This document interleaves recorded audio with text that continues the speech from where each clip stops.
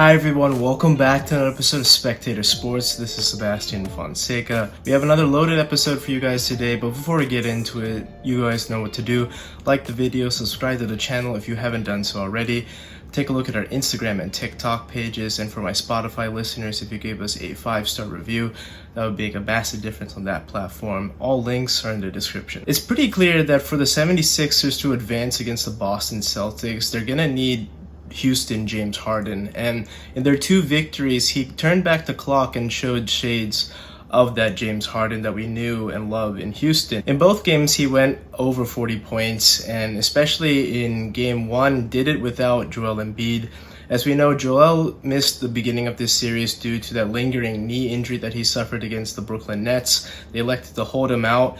Now, big sequence, obviously, that I thought if they were able to get a split, probably best to rest him in both games, get him ready for that home game. I thought this wasn't the best of moves just because, who knows, with Joel's injury history, it's definitely a little checkered, and there's no risk of getting him dinged up. Let him come back on his home court, but he justified bringing him back for game 2 just to get his sea legs underneath him, so he's kind of getting into shape as he's been missing about a week's worth of play. Now, coming back on Friday, he had a few extra days to rest, but still didn't look the best because in that third quarter, the Celtics were in control of this game and they won by double figures. But in the third quarter particularly, Joel didn't have the best energy. He looked tired, very gassed, and that's just inexcusable. I think, when you have this amount of time to rest and recover, he's just missing that cardio component that you need as an NBA player. We've seen this before where he just looks completely gassed, and I understand he wasn't getting much out of the guard play, but it's not like he played a ton of minutes. He played 30 minutes, had a pretty productive game, but just didn't look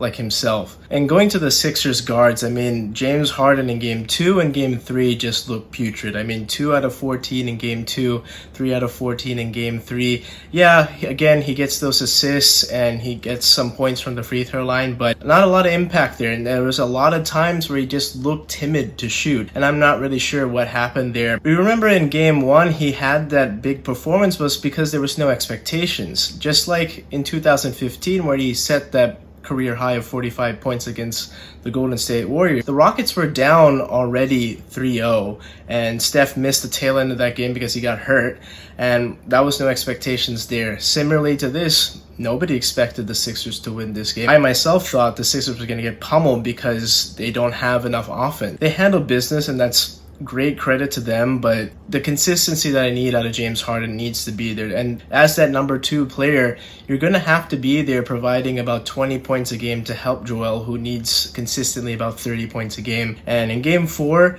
he reverted back to that Houston form where he had another 40-point game, 42 to be exact, and the go-ahead three-pointer. He was even more efficient than he was in game 1. Didn't really shoot a ton of free throws. He was just really aggressive. That's something I really like to see out of him. And a lot of times in plays that broke down, he still elected to shoot. And that's that aggression that we need to see out of James Harden. Joel, he did his thing too. He provided the consistent amount of offense that you need for the 76ers, but they got notable contributions from DeAnthony Melton. PJ Tucker had a huge and one when they were down 3 with about a minute to go, and that pretty much sent the game into overtime. We know for the Celtics, when games get tight and they're close in the fourth quarter, they sometimes self-destruct. Last year, Marcus Smart, being the point guard, made some curious decisions to say the least. This year they decided to reamp. This year they decided to retool with Malcolm Brogdon, and he's been pretty careful with the ball, but even in game 1 he had a pretty crucial turnover. Now that was partially due to a miscue there, a miscommunication,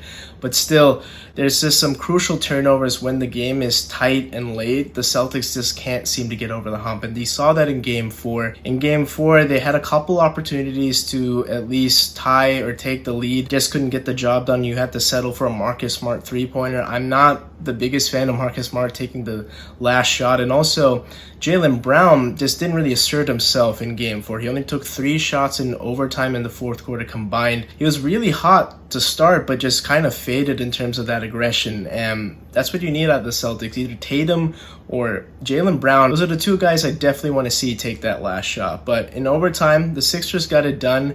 Major credit to the last minute play where it was kind of blown up to start off. It was supposed to be, as James described, was a dribble handoff, but pretty much blown up by Jaylen Brown. So he did that part right. But then he over-rotated to double Joel Embiid when I thought Al Horford would have been better to double right there to leave Jaylen Brown out on the wing to guard James Harden. And that left Harden wide open in the corner.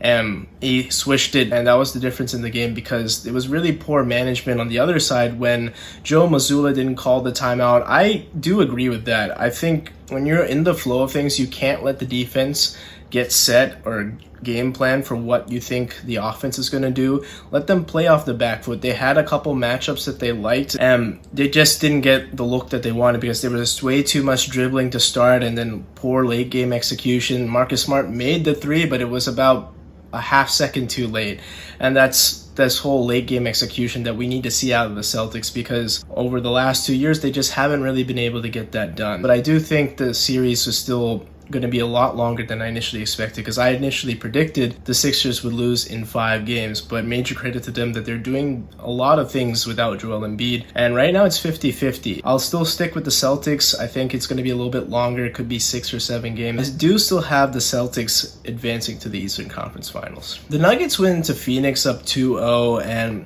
we really thought that it was going to be a short series because in Game 2, Jamal Murray didn't really show up. He had a pretty bad shooting performance, but they got away with it to get that 2-0 series lead. But as the series transitions to Phoenix, obviously role players step up better when they're at home. They still didn't get a lot of help in Game 3. It was really just the KD and Devin Booker show, mainly Devin Booker, who erupted for 47 points with no free throws attempted, mind you, on 20 out of 25 shooting. Just ridiculous efficiency. I mean, that's 80%. KD struggled to start, but still did enough to provide a solid output as those two combined for 86 points. The Nuggets had consistency. I would like to see a little bit more out of Michael Porter Jr. because he did struggle in Phoenix, and in Game 4, not the biggest showing between the two Phoenix superstars. In that game, they combined for 70 points, which is still very good for two players. This time, they got some big help off the bench with Landry Shamet, and he, in the fourth quarter, kind of went off for 5 threes. Key 17 points off the bench, and that was really the difference as the series is now tied 2-2. Jokic went off. I mean, he had a 53-point outing with 10 assists. Just ridiculous stat line there. Still got pretty good help from Jamal Murray. He had 28 points there. The two combined pretty well there, but still they're missing that third guy to put them over the top on the road. Like I said, I would like to see more out of Michael Porter Jr. I think he is a guy that's capable of giving you 17 to 18 points a game. This didn't do too much outside of one game in Denver earlier in this series. So I still think that this is just not a formula for success for Phoenix, as you can't rely on Devin Booker and KD to continuously go off for a combined 70 points a game. They're going to need somebody else to step up. And there are 2 games left in Denver to 1 game in Phoenix. So even if the series gets pushed to the full 7 games, I still say that's advantage Denver. Earlier, when the series was 2-0 in favor of Denver, it wouldn't be a surprise to me if the Suns got swept. But credit to them, they held serve on their home court, tied 2-2, just like the Sixers did. Now they have to go steal one on the road. But I do still think that this formula is just not enough, and I see the Denver Nuggets advancing to the Western Conference Final. I previewed the Lakers and Warriors in my last podcast, and I really honed in on the size advantage that the Lakers have. Anthony Davis is really the key to the Lakers' success. In even number games, he's taken a big step back compared to his odd number games, remarkably, especially in that Grizzlies series. It was just like a mountain, a big rise, and then a steep drop off in those even number games. In Game 1, he had a marquee performance. I mean, 30 points, 23 rebounds, a ton of blocks, controlled the paint, and he's still capable of getting out on the perimeter and guarding certain guards. Maybe not clamping down on Stephen Curry consistently, but at least being able to bother him. In Game 1, he set the tone with that rebounding and anchoring the paint, forcing the Warriors to play a little bit more on the perimeter, which is something that they can do. But for whatever reason, Klay Thompson was just very cold in that game. And the Lakers, meanwhile, they got notable contributions from Austin Reeves and D'Angelo Russell, who have been doing so well in this postseason. In Game 1, particularly the defense on Steph provided by Jared Vanderbilt, who has been an excellent wing defender in this series. I mean, it's no easy feat guarding Steph Curry when you're chasing him all over the court battling through screens and you have to fight through contact, whatever the case may be. It's exhausting. It's a ton of mileage on the body. He did a really good job. Now, he doesn't do a ton for you offensively, but defensively, I think that's just enough to validate his presence on the court. Until he was subbed out, that was really when the Warriors got going in that fourth quarter to provide a comeback to tie that game late. Now, there was some late game misexecution on the Warriors' part, and that's where the Lakers were able to take advantage. They hung on to a 5-point win. They stole home court advantage early. When you see that team with home court advantage as they drop that first game in the series, that's kind of a gut check for them, and they come out guns blazing in Game 2. Usually those Game 2s are routes, and we saw that Klay Thompson lit it up. He had 8 3-pointers in that game. Steph did a solid job as well. And Draymond was also very engaged. I mean, he was setting the tone defensively. They got notable contributions from other members of their bench. And the series shifted to LA 1-1. And on Saturday, the Lakers really destroyed the Warriors from start to finish in Game 3. Klay Thompson got off to that early start, but after that big run in the second quarter, very quiet, 5 out of 14.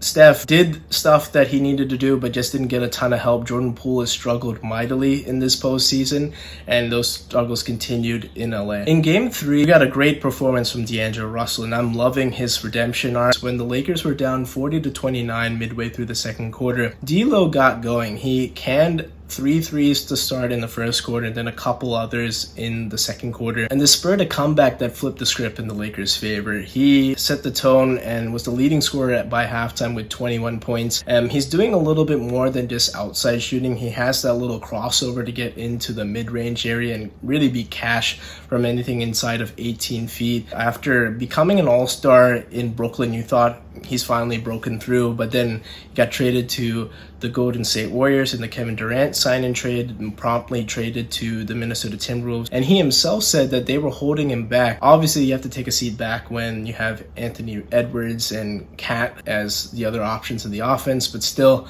I do think he's a very talented player, and he's been really good in this second stint with the LA Lakers. Talk about LeBron. I mean, he's still showing signs that he's very athletic at 38 years old. There were a couple sequences where he just exploded to the rim in terms of blocking shots from Steph Curry or disrupting fast break opportunities. I mean, he reached out, he exploded from about the 3-point line to the foul line, cut off a pass, and knocked it out of bounds, but still was able to leap over the first row, and then his momentum carried him up for about 3 decks or so. It's just a credit to how he's been able to do all this athletic stuff for such a long amount of time. And mind you, he's coming off this big foot injury that he suffered at the end of February, but still very good to see him that he's been very effective in spurts in this postseason. The Warriors, they just never seem to recover in that second quarter.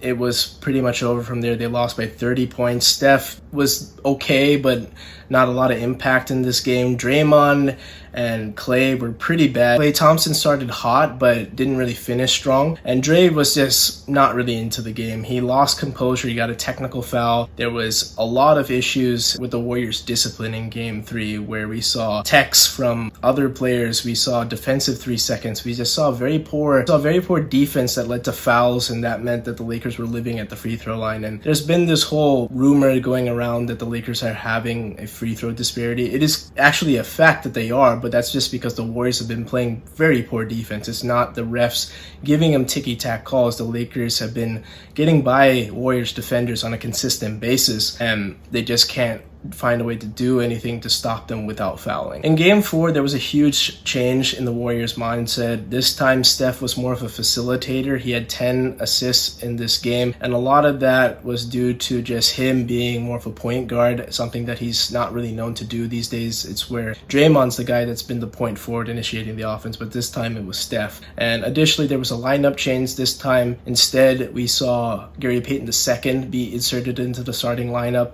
I thought this was a great move by Steve Kerr. It gets a really good wing defender out there to be on both sides of the court, and he was very effective. He had threes. He had a lot of great dunks that he got in transition, disrupted things on the defensive end. To highlight on this, there was a nice sequence where him and Steph combined for 3 straight baskets. All assists were provided to Gary Payton II, but it was a 2-pointer, and then a 3-pointer, a quick 7-er run to set the tone for the Golden State Warriors in that second half.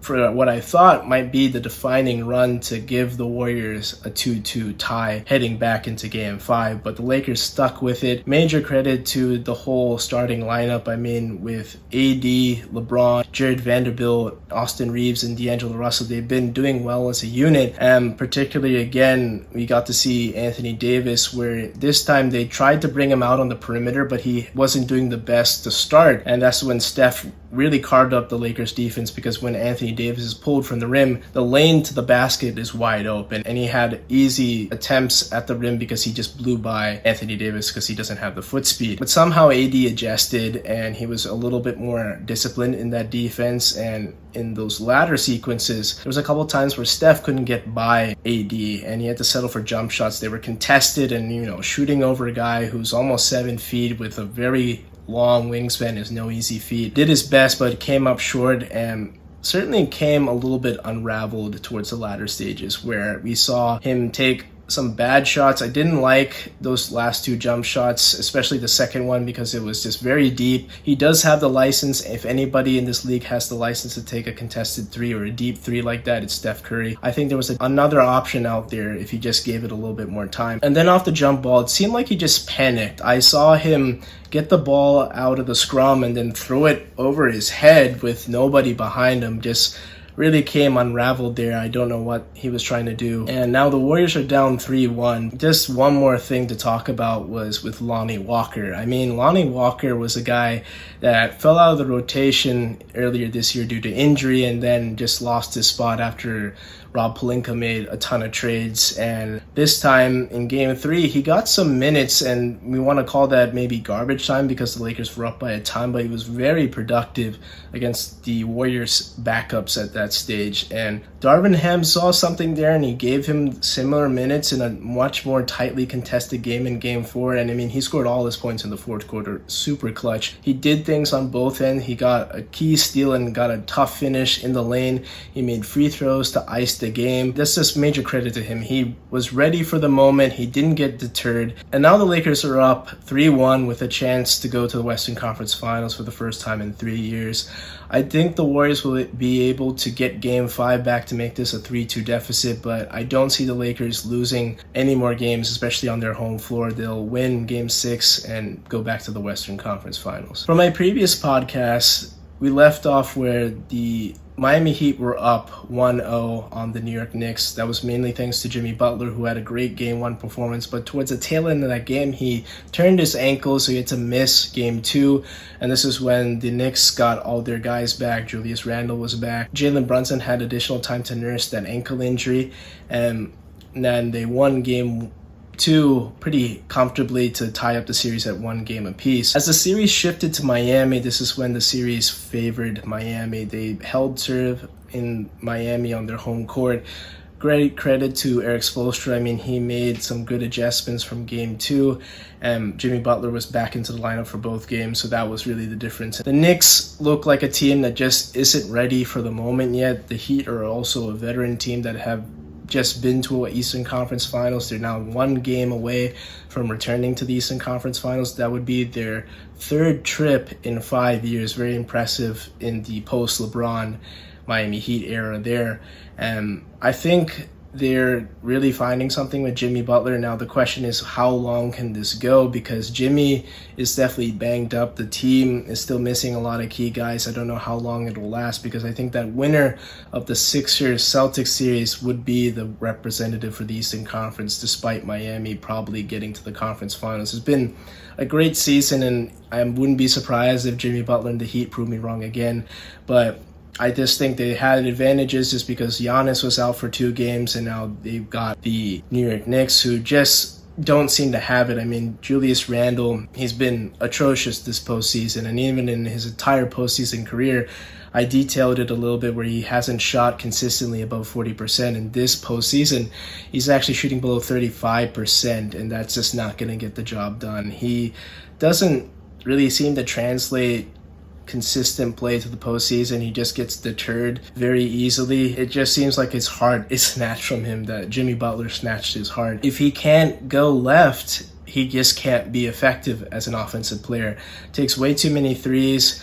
and I think just that consistency needs to be there for the postseason. Now Brunson has been there, but yes, he's also banged up too. So it's been a solid year for the Knicks. I think they exceeded expectations, but they just missed an opportunity to go to the Eastern Conference Finals and build on their early season success. But still, very successful season for the Knicks if they do bow out. But I do think the Miami Heat will be able to close the deal because they just so desperately need that rest and extra time to game plan for the winner of the Sixers-Celtics series. So that's all I have for you for this episode of Spectator Sports. As always, thank you so much for tuning in. For our next episode, we'll be talking about Champions League as Leg 1 between Inter and AC Milan have commenced, and also Real Madrid taking on Manchester City, and also some further recaps across the NBA playoffs and a little preview to the conference finals.